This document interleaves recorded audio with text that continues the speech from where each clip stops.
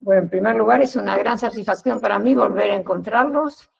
Este seminario de contratos lo venimos dando desde que se creó el Colegio Público de Abogados y comenzamos dándolo 2 veces por año, muchísimos años, lo dimos en años que fueron muy difíciles, donde casi no había cursos y los dábamos en otras sedes del colegio.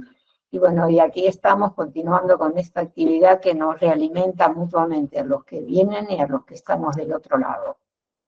Bueno, para mí es una gran alegría volver a tener con nosotros a un gran amigo que es Carlos Tambuzzi, juez de la ciudad, excelente persona, profesional como pocos y que sabe del derecho del consumidor como el que más, y siempre nos está dando charlas realmente muy interesantes. Hoy va a hablar del derecho revocatorio y el botón de arrepentimiento. Bueno, el doctor Carlos Tambuzzi es juez de primera instancia en lo contencioso administrativo, tributario y de relaciones de consumo del Poder Judicial de la Ciudad Autónoma de Buenos Aires, abogado recibido en la Universidad de Buenos Aires, profesor adjunto regular en la UBA, tiene la cátedra con el doctor Roberto Saba en las asignaturas Derechos Humanos y Garantías y Protección Constitucional de Consumidores y Usuarios, docente en seminarios y cursos de posgrado sobre derechos de consumidores y usuarios, egresado del programa de actualización de derechos de usuario y consumidor, departamentos de posgrado, codirector del programa de actualización en derechos del consumo en convenio con la ABA y UBA, investigador asociado de la Cátedra Iberoamericana de Derecho del Consumidor, Universidad de Cantabria, Santander, España, máster en Derecho de Comercio y Consumo, también Universidad de Cantabria, Santander, España, título propio, y autor de numerosos, pero muchos, publicaciones, libros y en revistas nacionales y extranjeras, y siempre participando en la elaboración legislativa de todo lo que sabe sobre el derecho del consumidor. Así que, Carlos, con muchísimo interés te vamos a escuchar en este tema tan importante en esta sociedad de consumo, donde es tan fácil apretar el botón y contratar y que después tengas problemas, ¿no? Así que bueno, acá estamos todos tuyos. Gracias, Nidia. Un placer para mí estar en Casas de Abogados. Tengo un gran compromiso con la colegiación y con una de las tareas de la colegiación, que es contribuir a la capacitación permanente de los abogados. Así que para mí es una alegría y un gusto estar acá. Agradecer la invitación y bueno, además el lujo de hablar de lo que uno ha entregado su vida académica y profesional ya hace unos cuantos años. Así que espero que se note que lo hacemos con pasión y nos gusta lo que hablamos. Nos toca hoy hablar de un tema en el marco de derechos del consumidor. Yo no sé qué formación previa traen, pero voy a hacer una pequeña introducción sobre estos derechos, quizá los más cotidianos que pueda reflejar el ordenamiento jurídico. Nos la pasamos todo el día haciendo o entablando, mejor dicho, relaciones de consumo, en esa tarea forzosa, porque no nos queda otra, de hacer una excursión a ese espacio que la economía llama mercado, para conseguir los bienes y los servicios que necesitamos. Y también los que queremos. Siempre digo que consumidor es tan humano que se preocupa tanto de las necesidades como de los deseos. Y en esa cuestión nos enfrentamos con los proveedores, que son los que ofrecen esos bienes y esos servicios en el mercado, y a partir de ahí se genera una confluencia desigual entre consumidores y proveedores, en muchos sentidos. Lo van a ver por ahí en muchos libros mencionado como asimetría. No estamos en la misma situación de posición de fuerza. El consumidor actúa movido por la necesidad, no puede no consumir, no tiene plan B. El consumidor solo sabe que desea o necesita aquello que está saliendo a buscar, y enfrente tiene a un profesional experto en la comercialización, fabricación, venta o cualquier etapa del proceso productivo de ese bien o servicio, sabe todo al respecto de él, tiene ese saber especial que da la profesionalidad, impone, como todos ustedes saben, las condiciones del negocio, no discutimos el precio, no discutimos la forma en que se entabla la oferta, es el mundo de los contratos de cláusulas predispuestas, donde el contenido está elaborado previamente por la parte interesada, y en esa puja, digamos, así, ya llamarla elegantemente, estamos expuestos, estamos a merced de prácticas entendidas como comportamientos comerciales que muchas veces son o pueden ser lesivos a derechos del consumidor. Cuando esta realidad que les describo así someramente se hizo patente en el derecho comparado y en nuestro país también, fue apareciendo la necesidad de que el derecho contemplara esta situación e irrumpiera como poder normativo del Estado como un derecho protectorio. A mí me gusta llamarlo derecho tuitivo o régimen tuitivo consumidor. ¿Qué viene a proteger? ¿Qué viene a hacer? Bueno, a proteger al débil. De hecho, vean ustedes nomás cómo se llama, cuál es el nombre de la ley 24240, que es la que nos rige, se llama Ley de Defensa del Consumidor. Y en su artículo 1 dice, el objetivo de esta ley es la defensa del consumidor o usuario. Así que venimos entonces con un propósito legislativo claro de irrupción de un montón de conceptos normativos protectorios que son de orden público, en términos del artículo 65 de la ley, que dice que toda la santa ley 24240 es de orden público, con lo cual tenemos ahí contenidos mínimos, estándares básicos, umbrales de protección establecidos por el legislador con esa finalidad protectoria, que no pueden ser derogados, no pueden ser disminuidos en sus niveles de protección por las convenciones particulares. Entonces, ahí tenemos algo que hay que asumirlo como tal. Esto es poder normativo limitando el dogma de la autonomía de la voluntad. No podemos pactar lo que queremos, no es un acuerdo de voluntades la relación de consumo cuando del mundo contractual estamos hablando, es un sistema en el cual el consumidor debe forzosamente inmiscuirse en ese ámbito de ignorancia y desconocimiento que lo da el tener el impulso de la satisfacción de la necesidad o de un deseo, y frente a él, el que sabe todo al respecto del asunto.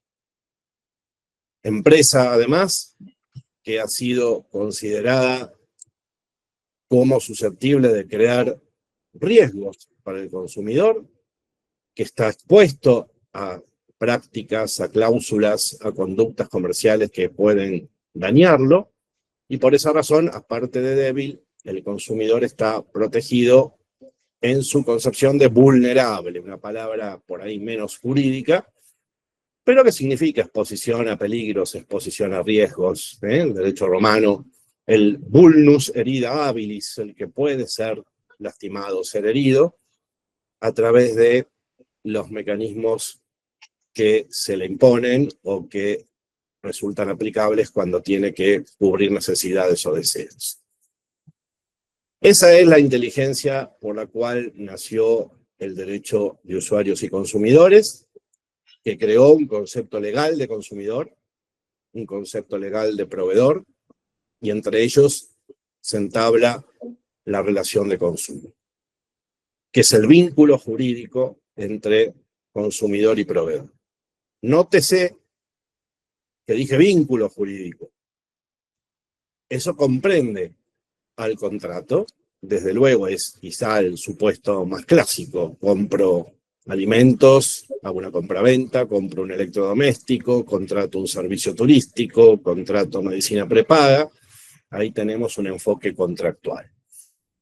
Pero no es solamente contractual la relación de consumo, lo que se protege es el hecho de consumir, no el hecho de contratar, y hay situaciones en las cuales, aunque no hayamos contratado, igual estamos protegidos como consumidores. Esto es así porque la idea del concepto de consumidor es la de ser destinatario final. Recuerden lo que tenemos en la cabeza cuando nos nombran consumidor o lo que nos dice la cajera del súper. Consumidor final, sí señora. Somos consumidores cuando somos destinatarios finales de ese bien o de ese servicio que es buscado para cubrir una necesidad propia o de nuestro grupo familiar o social. Entonces, por ejemplo, cuando utilizamos bienes o servicios de una relación de consumo que entabló otro, somos destinatarios finales igual y también somos consumidores. Ejemplo, cuando acudimos a una fiesta de cumpleaños, donde la comida, el catering la contrató otro, la compró otro, y sin embargo nosotros la consumimos. En ese caso, no habremos hecho el contrato de ese servicio de catering, pero somos destinatarios finales del mismo, entonces todo lo que pueda suceder a partir de ahí también nos va a involucrar como consumidores. Y también hay situaciones donde, sin ni siquiera vincularnos a la relación de consumo que entabló otro, estamos expuestos a efectos de prácticas que tienen que ver con algo que, aparte de lo que les dije antes, de deseos y necesidades, hace también profundamente humano al derecho del consumidor, que es el tema de que el derecho protege cómo te tratan, parafraseando a Mirta Legrand, cómo te ven, te tratan. Bueno, no es tan así el traslado al derecho, pero sepan ustedes que, junto con otros derechos que vamos a ver después, el constituyente, la ley 24240, el Código Civil y Comercial de la Nación, hablaron que el consumidor está protegido en cuanto al trato equitativo y digno que se le debe dispensar.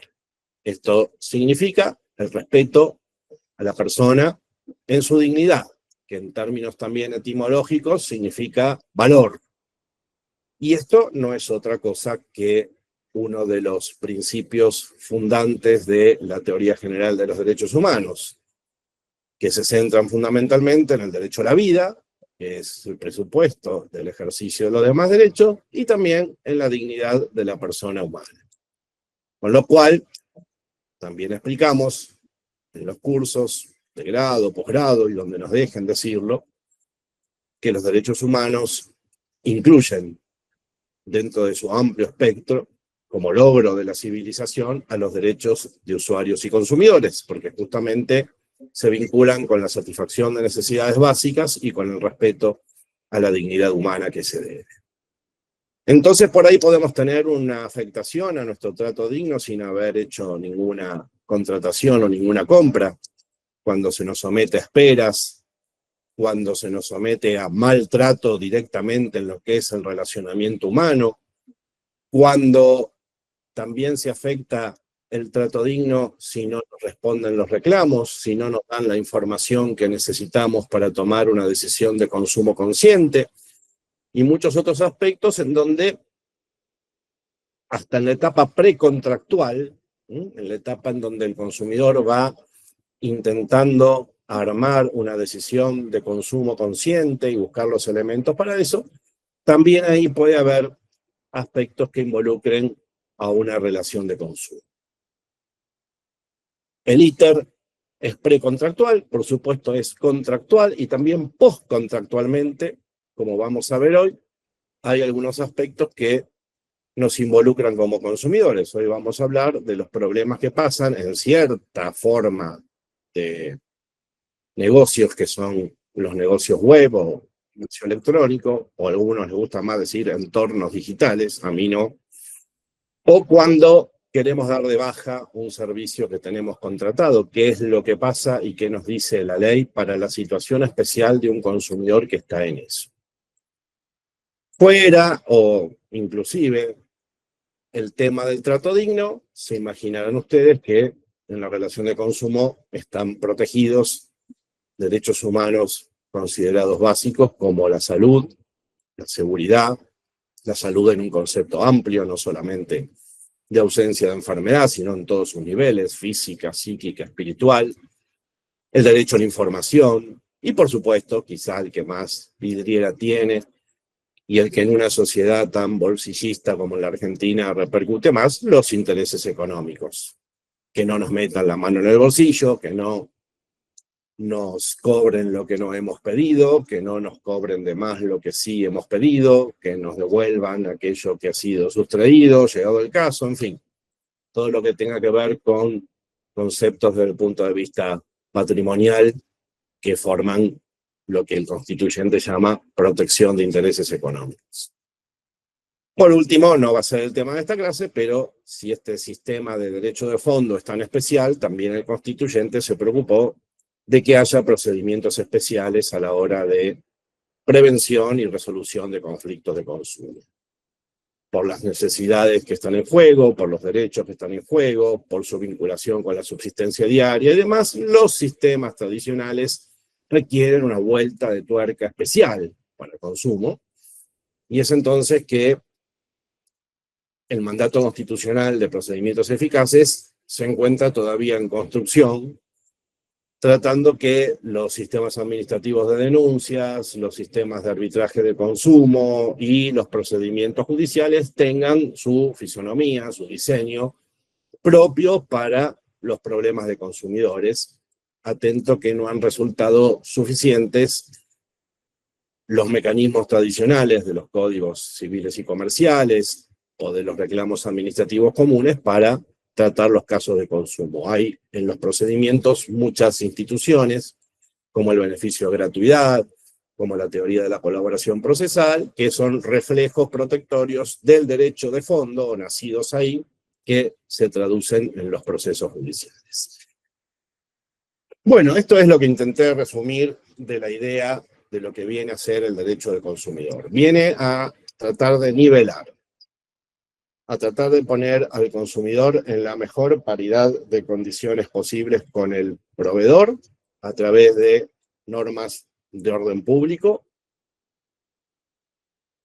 que imponen el respeto a valores fundamentales considerados derechos humanos y de esa manera constitucionalizan el derecho privado. ¿En un contrato pueden violarse derechos humanos? Sí. ¿En una práctica comercial pueden violarse derechos humanos o estar en riesgo o en juego? También. Esto, para los que hayan estudiado en la época que estudiamos nosotros, allá por los 80, es un gran paso adelante, porque a veces, haciendo alguna retrospectiva, tengo la sensación que para los profes que nos enseñaron civil en aquellos años, Constitución era una estación de tren o de subte. ¿Y dónde está la Constitución en los contratos? Esto se ocupa el derecho público, no tiene nada que ver con nosotros. Bueno, el consumidor vino a despejar ese mito y ya el Código Civil y Comercial, a partir del año 2015, que receptó el mundo consumidor y hoy convive en un matrimonio mucho mejor con la Ley 24240 que el que tenía el Código de Vélez, por razones de la época de su dictado, por coincidencias ideológicas y demás. Muchas de las cosas que vamos a ver hoy tienen su primera aparición en el espectro normativo argentino gracias al Código Civil y Comercial de la Nación. Si no hay dudas o preguntas hasta acá, creo que más o menos las escenas del capítulo anterior para entender esta serie han sido explicadas. Perdón, si hay alguna pregunta, tiene que ser por el chat. Si hay, el doctor va a contestar. Por ahí, y la dice. Por ahí acá no veo consulta, o sea que fuiste clarísimo. Una cosa terrible. Para este estado de la tarde, un logro que me pone contento. Bueno, vamos al primer elemento.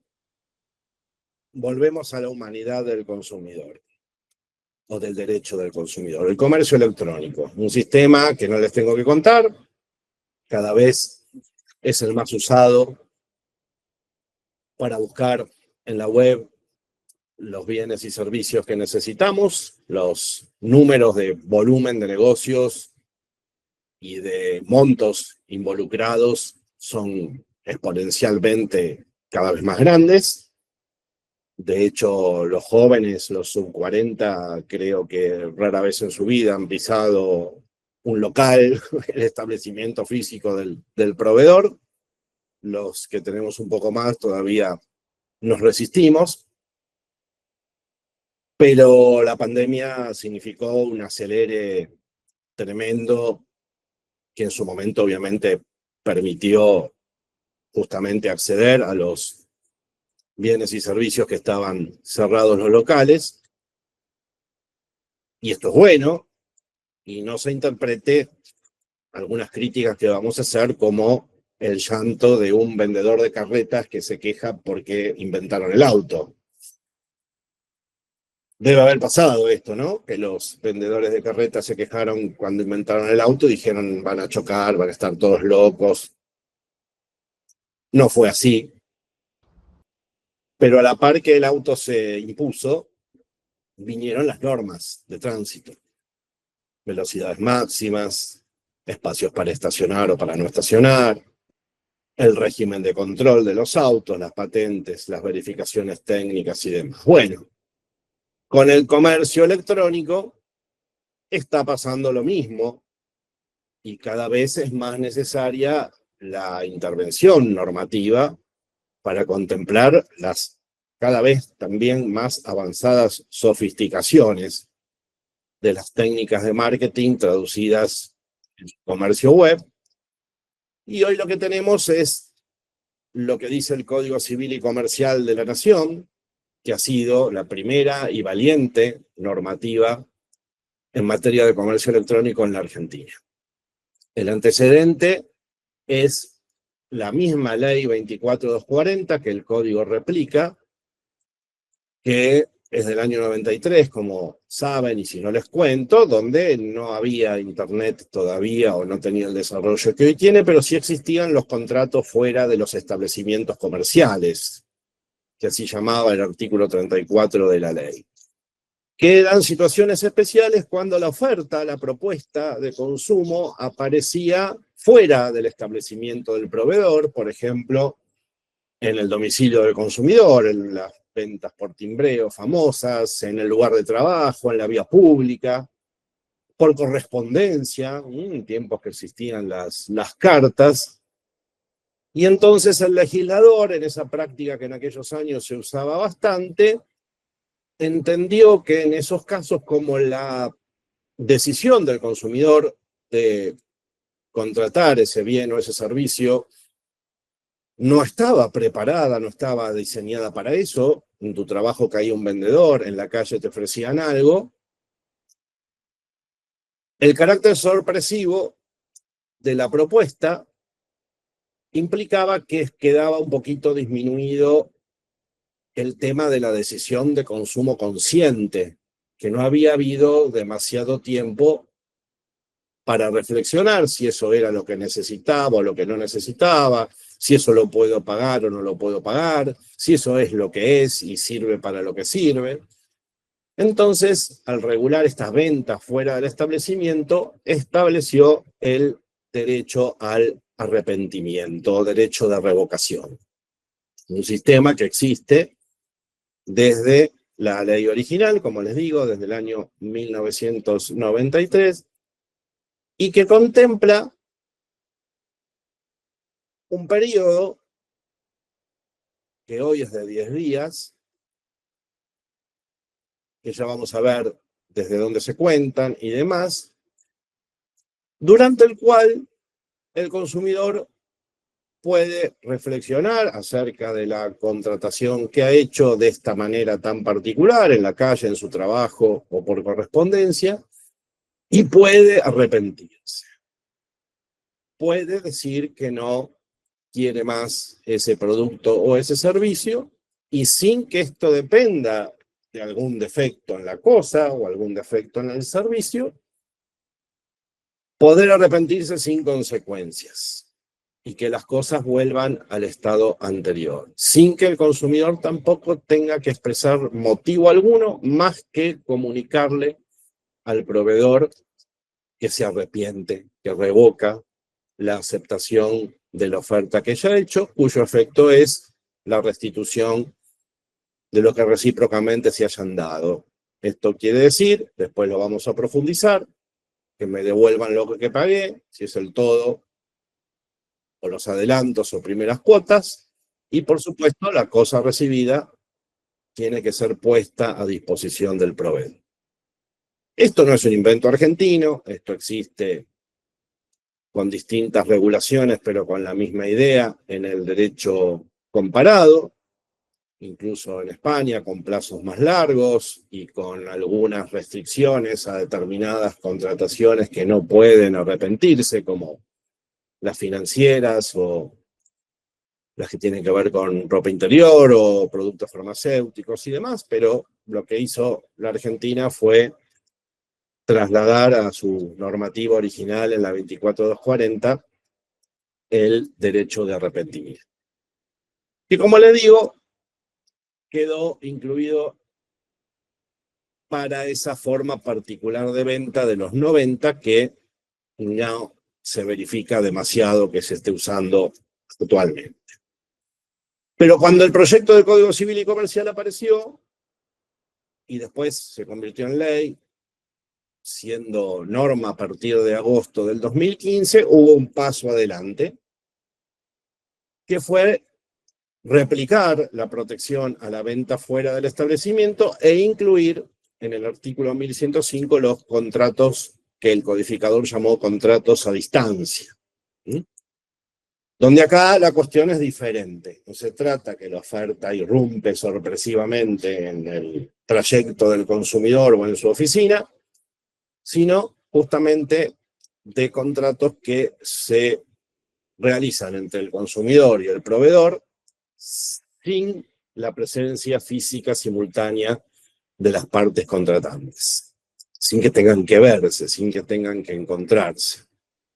Y por eso el código habla de el uso de medios de comunicación a distancia e incluye los medios postales, una rémora de las cartas, los medios electrónicos, que ahí aparecería el comercio web, o los medios de difusión. También podemos hacer algún contrato a través de la radio o de la tele, por ejemplo, los contratos de ciertos juegos en programas televisivos, donde hay que mandar un SMS y demás. Ahí tienen un ejemplo de un contrato celebrado a través de un medio de comunicación. Esta es la primera regulación que rige hace apenas 10 años sobre comercio electrónico en la Argentina. Diseñada en el 2012, vigente a partir del 2015, y por ahora es lo que hay. Piensen que antes de esto había que trasladar principios e instituciones del mundo de los contratos del código de Vélez a este mundo de la contratación web, tarea que era bastante difícil porque más allá de la prestigiosísima obra del siglo XIX, don Dalmacio jamás en la vida, a la luz de la vela, en Floresta, escribiendo el código y leyendo a Freitas o a Savigny, se hubiese imaginado que íbamos a comprar un lavarropas sentados en el living de casa. Dentro de este universo de contratos fuera del establecimiento y contratos a distancia, hay una regulación especial basada justamente en que esta mecánica del comercio web aumenta la vulnerabilidad del consumidor. Y además significa un desafío con una sensualidad tremenda, bastante difícil de enfrentar a veces, y todos lo han pasado. Cualquier día, cualquier hora, desde tu casa, podés acceder al universo de bienes y servicios. Pero te muestran de ellos lo que el webmaster de la plataforma o del sitio del proveedor quiere. Tenés accesos a ofertas con simples clics. Tenés todo un íter de pases de pantalla y de mecanismos que hay que realizar para concretar la contratación y que terminan con el suministro de datos personales. Todos, para concretar algo, tenemos que poner el número de nuestra tarjeta, el código de seguridad, aceptar los términos y condiciones, que no es otra cosa que los contratos de adhesión en el mundo web, que además, dicho sea de paso, está probado que nadie lee.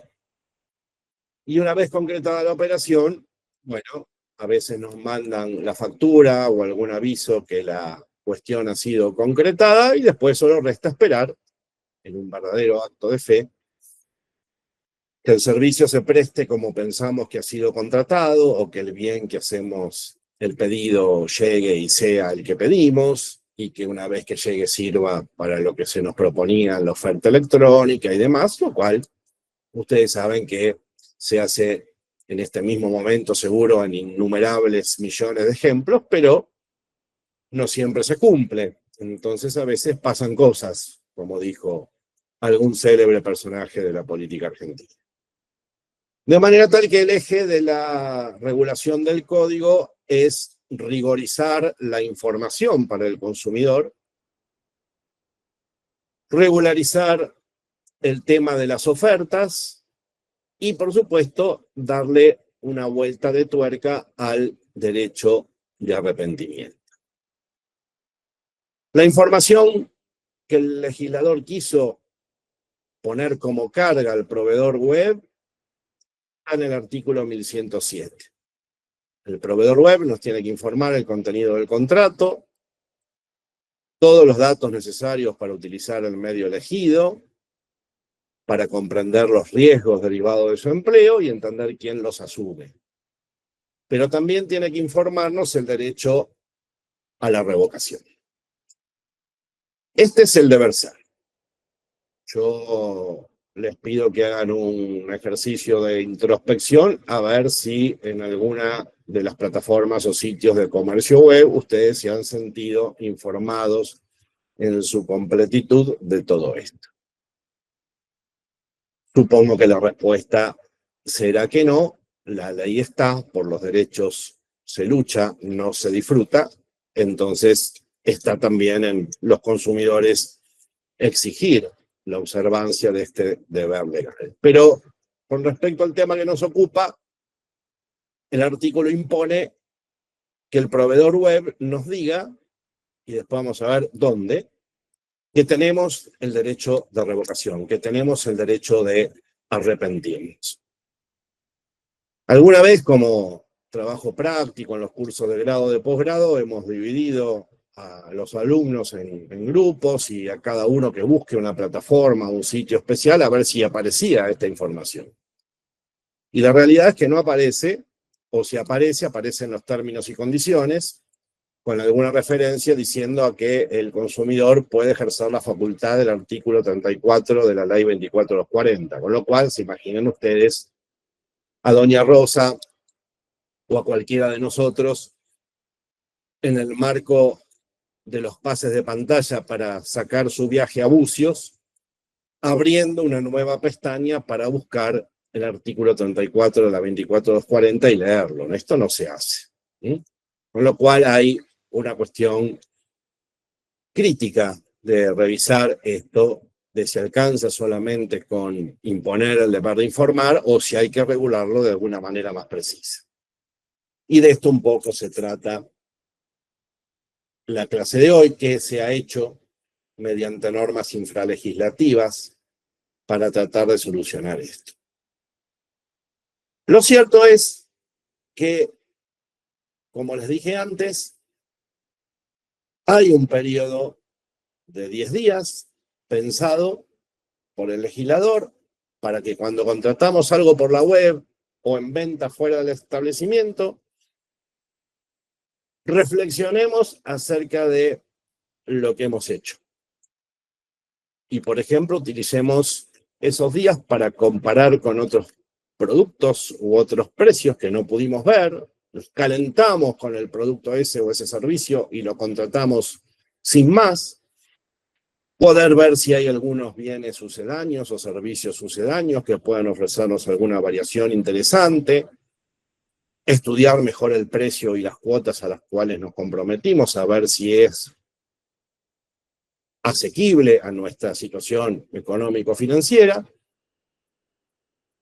y de esa manera repensar la decisión de consumo, teniendo la posibilidad de decir, sin motivo alguno, repito, no es necesario que haya habido defectos, si los hay, será otro cantar, pero la comparación es como la del nene que no quiere tomar la sopa. El código nos permite decir, esto que compré, ahora no lo quiero.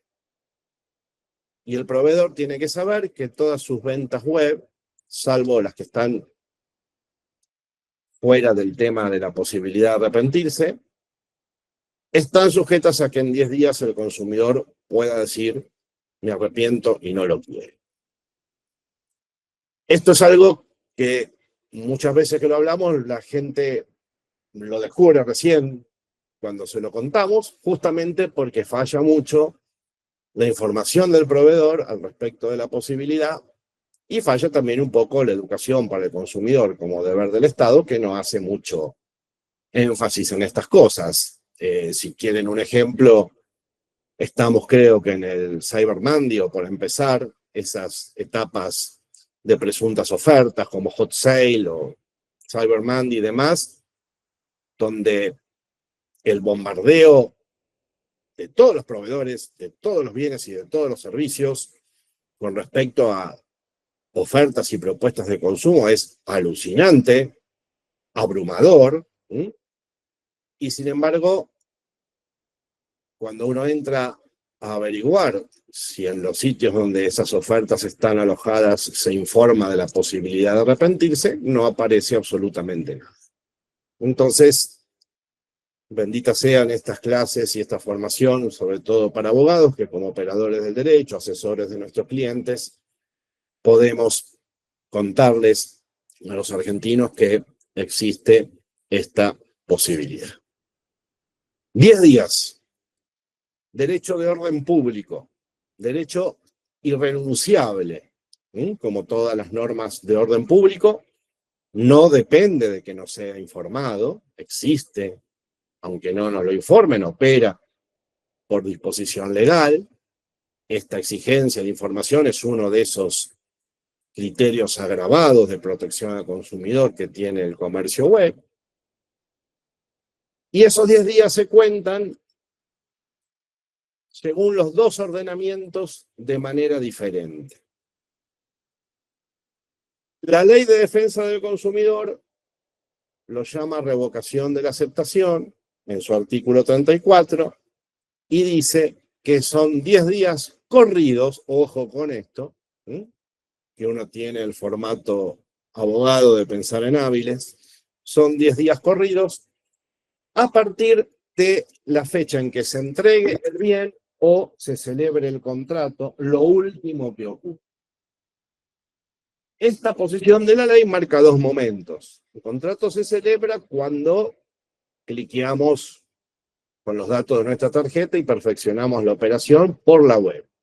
Pero generalmente el bien o el servicio se presta después. Entonces es razonable que los 10 días corran desde el momento más largo, que es el de la entrega. No solamente porque es el más beneficioso para el consumidor y le da más tiempo, por ese espacio que hay entre el perfeccionamiento del contrato y la efectiva entrega, sino porque además muchas veces la efectiva entrega es la que permite que el consumidor entre en contacto con la cosa recibida y eso le aporte mayores elementos para la reflexión y decidir si se arrepiente o no. Compré una licuadora o un electrodoméstico X, que en la web se me mostraba con determinadas dimensiones, características, propiedades y demás. Todo por fotos, todo por textos, todo por un sistema en el cual yo no puedo hacer preguntas.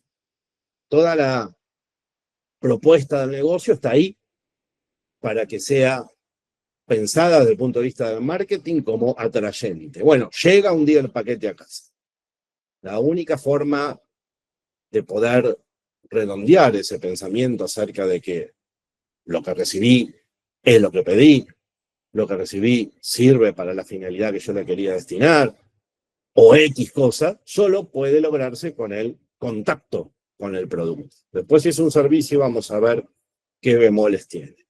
Por lo tanto, la prevención de la ley en que los 10 días se cuentan a partir del contrato o de la entrega, lo que suceda último, es muy sabia y viene desde 1993. Cuando el Código legisló lo mismo, en el artículo 1110, habla que los 10 días corren a partir de la celebración del contrato, pero si la aceptación es posterior a la entrega del bien, el plazo debe comenzar a correr desde que esta última se produce. Ahí hay un bache de claridad que es esto de la aceptación posterior a la entrega del bien. La aceptación de la oferta para mí se concreta en cualquier curso contractual cuando el contrato tiene principio y cierre de ejecución, que es el pago. Entonces, lamentablemente, una norma escrita bastantes años después, 2012, vigencia 2015, como es el código, no tiene una claridad protectoria como lo tiene la ley desde 1993. ¿Cómo se soluciona este aparente cortocircuito? Bueno, con algo que es un principio del derecho del consumidor, la aplicación de la norma más beneficiosa o la norma más favorable, que sería entonces entender que los 10 días son corridos y se computan a partir de que recibimos la cosa. Fuera de esta confusión, que se soluciona comparando la claridad de los dos preceptos, el código agrega un plus que puede ser interesante en algún momento, que dice que si el día 10 es inhábil, se traslada el plazo al primer día hábil siguiente, lo cual no es un detalle menor y a veces la diferencia de un día ha causado guerras, así que ¿por qué no puede ser contemplada para ser decisiva en el derecho de arrepentimiento de un bien? El código refuerza, como el código no tiene un artículo como la ley que dice que es toda de orden público, dice claramente que cualquier término y condición, cualquier cláusula, cualquier pacto, cualquier modalidad que el consumidor haya aceptado y que signifique que renuncia al derecho a arrepentirse, es inoponible al consumidor, es nula, se tiene por no escrita. Así que el código refuerza entonces, por lo menos en este punto, que también el derecho a arrepentimiento en el comercio web no puede ser dejado de lado por convenciones particulares. Y si así lo hace, esa cláusula es abusiva, esa cláusula es contraria al orden público, esa cláusula no se puede usar en contra del consumidor. Te dicen, ¿esto pasa? Sí pasa. Hay o había, y hay fallos donde los términos y condiciones le imponían al consumidor la renuncia al derecho de revocación. Un ejemplo es de una tienda famosa que ya no está entre nosotros, que en sus términos y condiciones para el comercio web imponía esto. ¿Qué agrega el código de más? Pero en el buen sentido de la palabra de más. Bueno, hay algunas preguntas que todos estarán haciendo. La primera fue desde cuándo se cuenta. La segunda es cómo me informan o en qué momento me informan que tengo el derecho a arrepentirme, cómo lo comunico y qué efectos tiene. El código fue certero. Y si ustedes le echan una mirada al 1111, dice, el proveedor le debe informar al consumidor la facultad de revocar de la siguiente manera. Primero, caracteres destacados. ¿Esto qué significa? Que en el sitio web tiene que estar clarito, visible, apreciable, sin tener que hacer 17 pases de pantalla para llegar a ellos, la información de que tenés la posibilidad de arrepentirte. Pero además de eso, el artículo dice que tiene que estar esta información en todo documento que se presenta al consumidor en la etapa de negociación, con marcha hacia el contrato concluido, y especialmente en la etapa inmediatamente anterior a la firma del consumidor, que sería el clic, aceptando los términos y condiciones y mandando los datos de la tarjeta. Ustedes saben, porque han hecho comercio web seguro, que entras a la oferta, cliqueas por acá, tenés que hacer otro subclic para saber las dimensiones, otro subclic para saber los precios, otro subclic para saber los distintos modelos que puede haber. Bueno, hay los pasajes. En todos esos documentos que se presentan, que son los que constituyen lo que el legislador llama la etapa de negociación, tiene que estar esta información. Y finalmente, por supuesto, la última previsión, antes que firmes, te tienen que decir, firma acá, poné los datos de tu tarjeta, pero sabé que tenés el derecho a arrepentir. Esto no se cumple. Así que la gente lo tiene que saber porque lamentablemente no se cumple. Y no es algo cuyo cumplimiento genere un costo, es simplemente agregar a las páginas o a las plataformas una disposición fuera de los términos y condiciones, en letra chica y sin puntos aparte y demás, que haga que claramente el consumidor reciba y pueda captar la información sobre la existencia de la posibilidad de arrepentirse. Primera cuestión. Segunda cuestión. ¿En qué forma lo hago? Hay un principio que trajo el comercio web y la tecnología o la electrónica, que es la igualdad de armas, o el paralelismo de formas, como quieran llamarlo. Contratar por la web, contratar por mail o contratar por teléfono es re fácil. Cuando es por teléfono, vos le pasás los datos al telemarketer y ya te dice que tenés el servicio contratado y que mañana empieza a funcionar. Si mandas un mail, te mandan la aceptación y te dicen que ya está.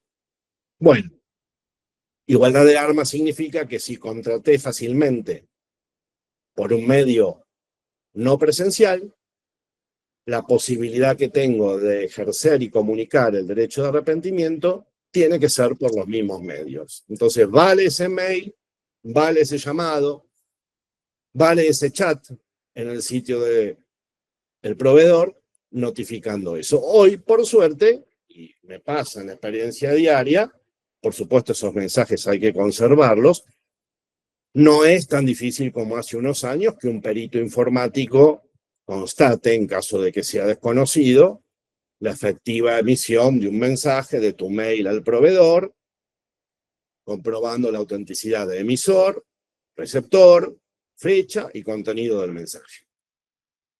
Así que esto de la igualdad de armas, hoy gracias a la tecnología, no es una prueba que tenga que practicarse en la NASA, como parecía hace 10, 15 años. Uy, un perito informático, ¿qué es eso? ¿Qué cosa rara? No. Hoy es bastante sencillo, de acuerdo a la evolución tecnológica, determinar la fehaciencia de una comunicación, en este caso, avisando el derecho al arrepentimiento.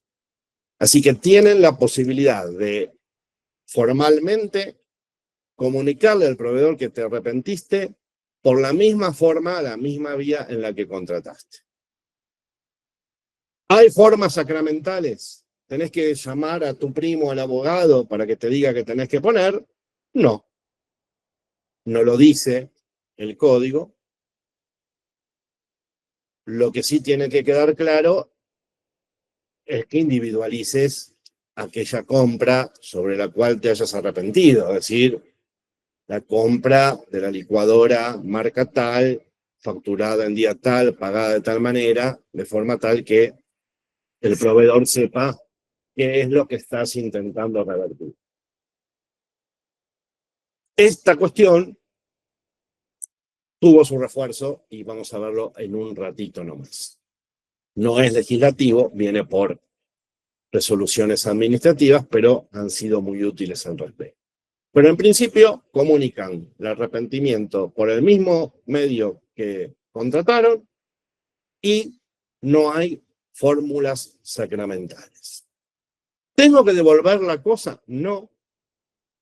La tenés que poner a disposición del proveedor. Así como te la enviaron, el proveedor web tiene que saber que por disposición legal tiene la obligación de que si te arrepentís, la tiene que ir a buscar. ¿Sí? El único requisito es ejercerlo dentro del plazo de los 10 días. Poner la cosa a disposición e individualizar, determinar la operación o la compra por la cual estás ejerciendo este derecho. Nada más. No hay que explicar motivos. Puede andar perfecta la cosa. Puede ser lo que pediste. Puede corresponderse todo a la perfecta armonía entre la oferta y el cumplimiento de la oferta. Pero te podés arrepentir sin ningún motivo. ¿Cuál es el efecto? Dice el código.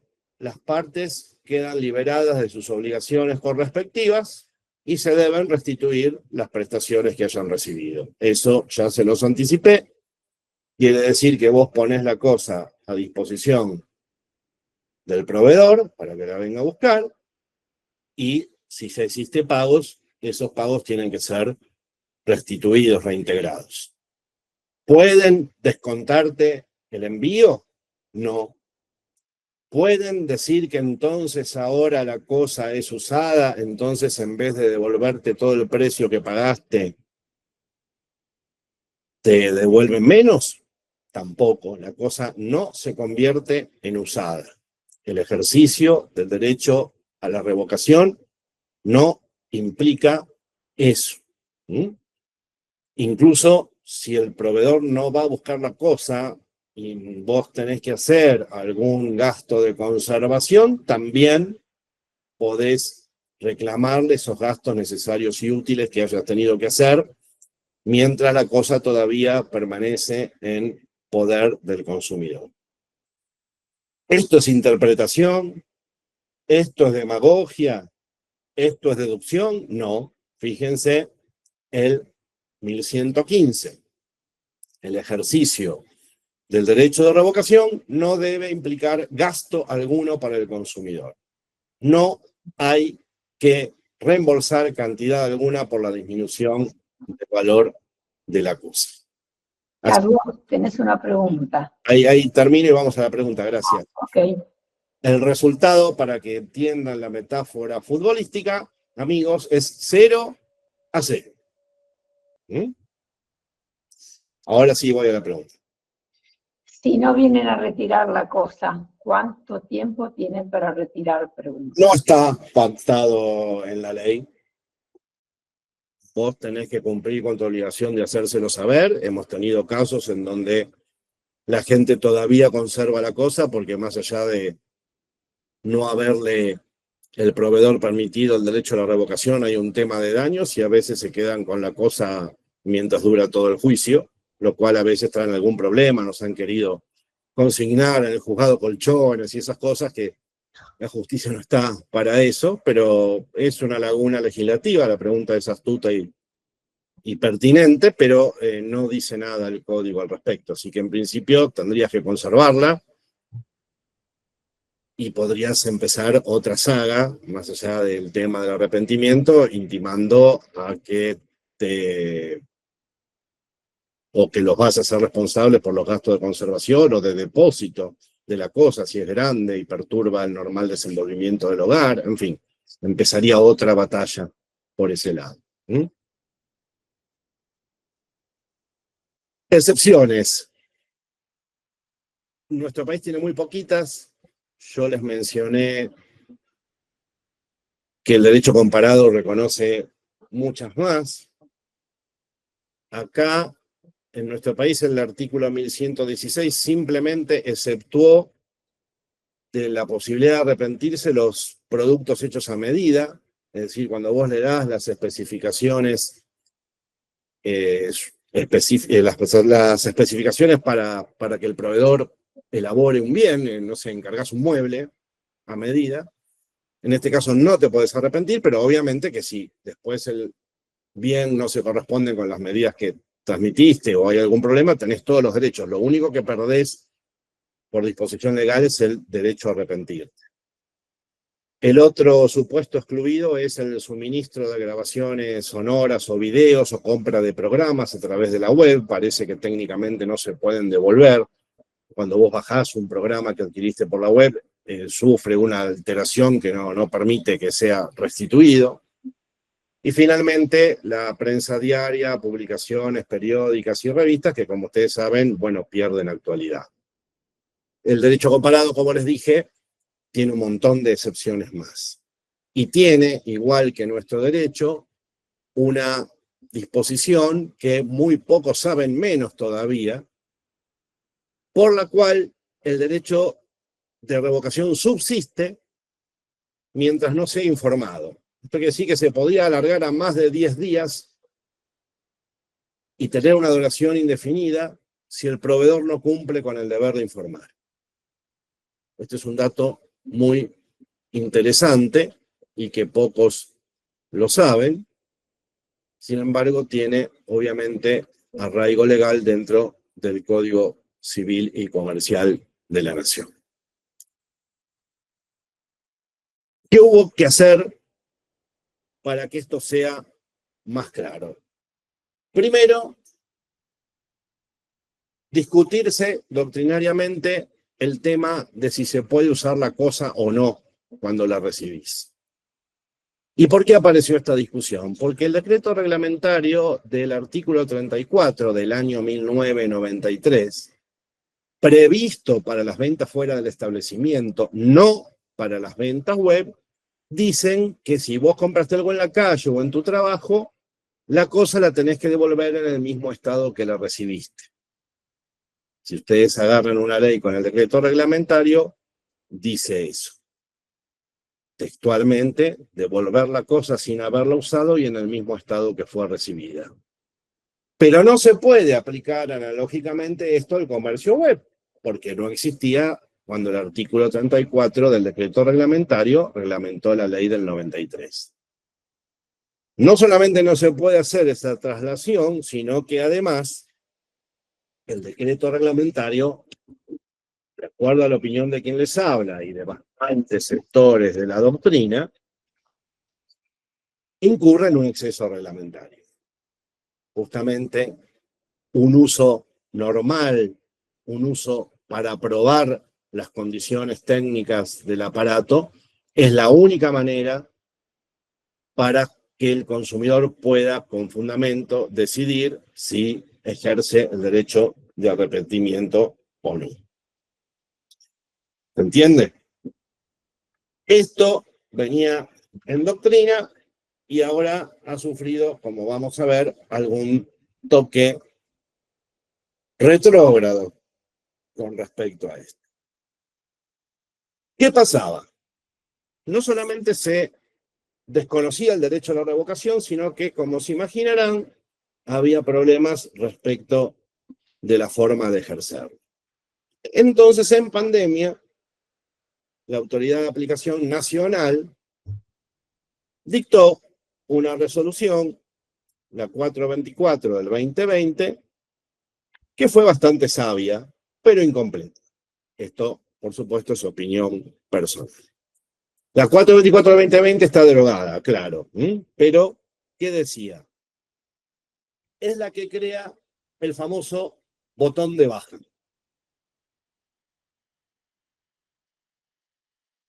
Que tiene que aparecer en los links web de los proveedores. Cliqueando el consumidor ahí, no necesita más que eso para notificar su arrepentimiento y establece la correspectiva obligación del sitio web de dar un acuse de recibo de ese botón de arrepentimiento en 24 horas. La norma dice además que ese botón tiene que estar de acceso fácil y directo, tiene que estar en lugar destacado, y es una forma de que el mismo sitio web brinde el canal para transmitir el arrepentimiento y el me notifico del proveedor al mismo tiempo. Y además dice, importante, que no debe necesitarse registración previa, loguearse en el sitio web para poder ejercer el arrepentimiento. Esto ha cambiado hoy con algunos bemoles que vamos a ver después, porque antes vamos a ver la otra cuestión, que es el tema de la baja. ¿Qué problema teníamos en los servicios de larga duración, como internet, cable y demás?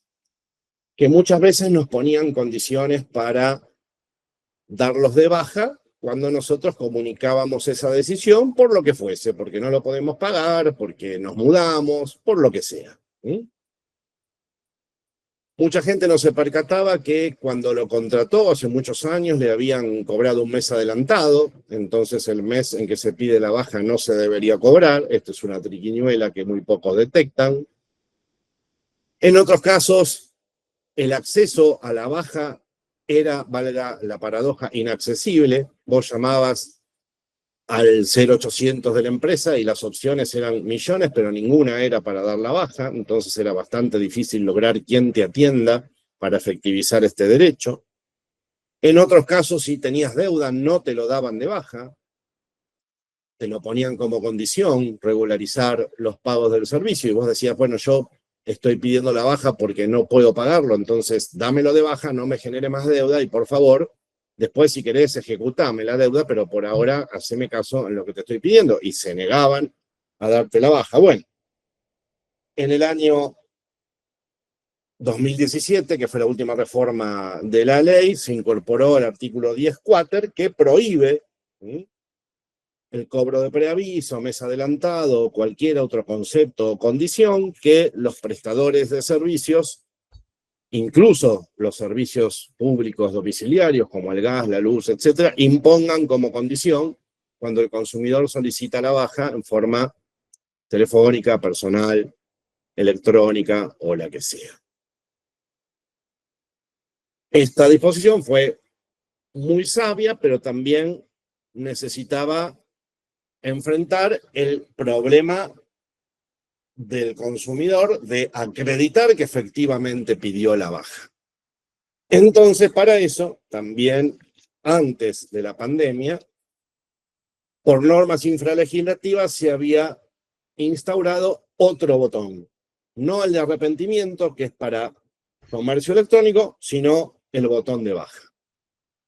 La resolución 316 del 18 estableció lo mismo. Tiene que haber un link en las páginas de los proveedores que comercialicen servicios, a través del cual, sin loguearse, en caracteres destacados, a simple vista, en el primer acceso al sitio, a través del cual, cliqueando ahí, el consumidor comunique su intención de dar la baja. Y, por supuesto, también la imposición del acuse de recibo para que quede configurado la trazabilidad, como dirían ahora, del pedido de baja. ¿Se aplicó esto a todos los servicios? No, se aplicó a los más comunes. La primera resolución, la 316 que les conté, lo aplicó a Internet, telefonía fija y cable. Y sí, en pandemia se extendió a ahorro previo, seguros, tiempo compartido, y después otra resolución a los servicios de geolocalización, GPS y demás, y también a alimentos y bebidas. Quedaron afuera los que no están comprendidos en esta enumeración. Son pocos los sitios que ustedes van a poder constatar donde vean que están los dos botones. Pero sin embargo es normativa. Jurisprudencia que haya verificado esto, muy poca, en comparación con el incumplimiento masivo de todas estas disposiciones, para mí asombroso. Pero yo les cuento tanto el deber ser como lo que se verifica en la vida diaria.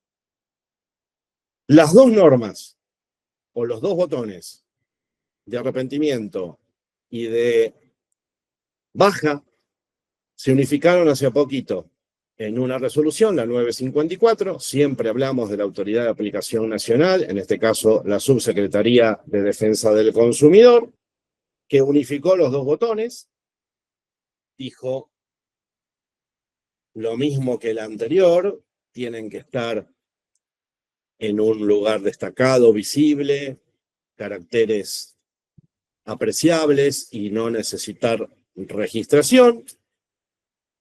Y existe también el deber de los proveedores de que, accionado ese botón, comuniquen en 24 horas el código o el número de trámite o de reclamo, y específicamente eso implica la obligación de arbitrar los medios necesarios para que la baja sea operativa.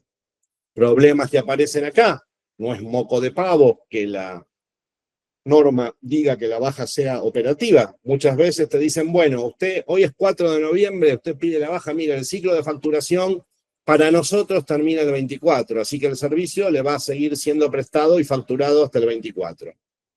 Y eso es una cosa que en tiempo de tecnología es inadmisible. ¿Sí? O que por otro lado significa un abuso más, porque vos como consumidor que querés dar la baja tenés que adaptarte al ciclo de facturación del proveedor. Entonces la idea es que la baja sea operativa y por eso la norma pide el acuse de recibo en 24 horas y obliga a que ejecuten el corte del servicio o el cese de la prestación que vos comunicaste mediante este medio. Con respecto a la baja, ya no hay particularidades. Todo servicio de ejecución continuada tiene que tener el botón de baja. Ese es el gran adelanto. Hay, ya estoy terminando, algunas pinturas especiales con respecto a espectáculos o eventos deportivos. ¿Qué pasa con eso? Si yo saco entradas para el cine a la mañana y después a la tarde resulta que no quiero ir o no puedo ir, bueno, te pone un límite de 24 horas antes del comienzo del espectáculo para ejercer el derecho de revocación. Y también con el tema de fines turísticos, también impone un plazo de 24 horas, pero ahí hay una laguna porque no dice si esas 24 horas son antes de que tomes el avión o de que ingreses al servicio de hospedaje o de qué momento es el punto de partida para esas 24 horas. Así que son algunas cosas que en lo personal ya le he planteado y que espero se clarifiquen en resoluciones posteriores. Carlos, perdón, Carlos. Me quedan, sí. Sí. Me están llamando del colegio que tenemos que terminar. Es terrible porque la verdad que el tema es muy jugoso y vamos... Palabras, no más. La única contra de esta resolución es que mantiene la prohibición de usar el producto, lo cual es un error y no recoge la opinión mayoritaria de la doctrina e incluso es un poco regresiva en la protección de acuerdo a lo que se había construido también en la jurisprudencia. Tenemos tiempo para alguna pregunta, pero bueno, lo que quiero es que sepan que... Quería comentarte, ¿no? Que seguramente no hay tantas causas por lo engorroso que es hacer un juicio por estas cosas que a veces son por pocos montos y más por molestias. Pero la verdad es porque no es práctico. Puede no hacerse un juicio, pero puede hacerse la denuncia administrativa, que claro, por ahí es más para que los proveedores entiendan que los deberes legales están para ser cumplidos, ¿no? Claro. Bueno, yo creo que es muy interesante lo que dijo el doctor. No veo ahora preguntas, pero nos están apurando de coordinación de cursos. Yo pedí si podíamos extendernos un poquito, pero no podemos. Pero bueno, te comprometemos para el año que viene continuar con este tema y con otros tan interesantes, Carlos.